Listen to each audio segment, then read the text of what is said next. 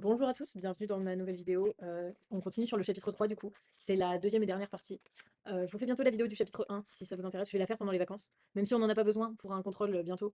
Mais c'est pour le bac, parce qu'on aura certainement besoin des deux premières notions qu'on a vues.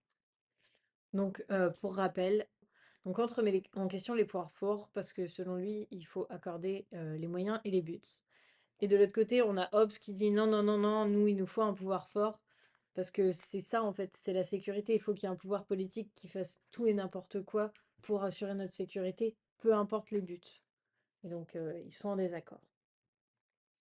Là, on aborde un troisième philosophe, du coup, sur le sujet, c'est Rousseau, qui, lui, dans le contrat social, explique qu'il refuse le pessimisme anthropologique.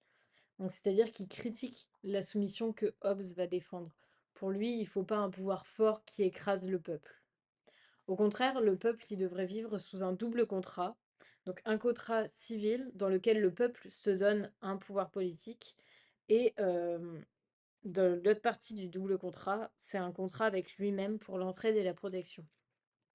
Donc c'est-à-dire que les plus forts protègent les plus faibles en gros. Donc selon lui, la liberté et la sécurité, ça doit être en symbiose, puisqu'on ne peut pas avoir l'un sans l'autre sans créer des déséquilibres politiques. Donc, selon lui, un État fort, la force de l'État, c'est une injustice politique, puisque ça crée des oppressions, et au final, ces oppressions créent des manques de sécurité, et ça contraint la liberté du peuple, ce qui, ce qui est pas ouf, quoi. Donc il critique vraiment ce rapport de domination chez le maître et l'esclave, parce que pour lui, un homme ne peut pas abandonner son droit à la liberté, puisque c'est notre premier droit. C'est le premier droit de l'homme, ce serait la liberté. Et pour lui, le droit ne doit pas être égal à la force parce que sinon on n'a pas cette harmonie entre droit et liberté. Et pour lui, donc, la solution, ce serait la démocratie. Parce que le pouvoir politique est limité et qu'il y a une séparation des pouvoirs. Les pouvoirs, on les rappelle, c'est législatif, exécutif et judiciaire. Et aussi, comme le peuple est souverain, c'est un régime légitime, puisque donc le peuple crée ses propres lois et il y consent en les créant. Et en consentant à ces mêmes lois, ça annonce aussi le fait qu'il y aura plus de révolte, ou du moins beaucoup moins de révolte. Euh, donc pour lui, l'homme est né libre et le but de la politique est donc cette liberté. Donc Rousseau est contre la théologie. La théologie. J'avais pas dit le pessimisme anthropologique, je voulais pas montrer. Je sais pas s'il fallait, mais je pense que je vais l'écrire. Rousseau est contre la théologie parce que selon lui, la politique est une question de but et pas de stratégie. En fait, la théologie, c'est la stratégie politique. C'est quand la politique privilégie la stratégie à la morale. Donc pour lui, il faut vraiment voir le but euh, et les moyens, pas juste l'un des deux. Donc pour résumer, pour Rousseau, le meilleur régime, c'est la démocratie. Parce que le peuple, il est souverain, donc il obéit à ses propres lois, parce qu'elles ne sont pas imposées par un roi ou un dictateur, etc. Et donc, la liberté civile, elle permet la limitation des libertés individuelles, mais en limitant ces libertés individuelles, elle permet une liberté pour tous. Parce que la liberté, c'est un droit naturel qui ne peut pas être atteint sans la liberté civile pour Rousseau.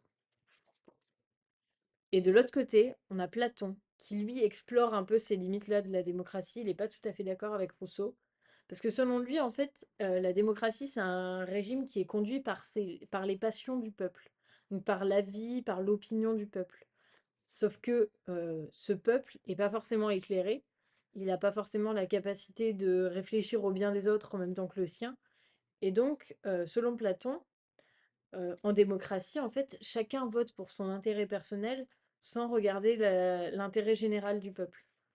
Donc, selon lui, il faudrait une oligarchie, c'est-à-dire que les grands pouvoirs, on les appelle les philosophes rois ou les rois philosophes, selon lui, se remettraient en question afin de créer des lois qui soient vraiment les plus réfléchies pour le bien du plus grand nombre et ne pas faire en sorte qu'il y ait une ou une autre personne qui soit plus avantagée par ces lois.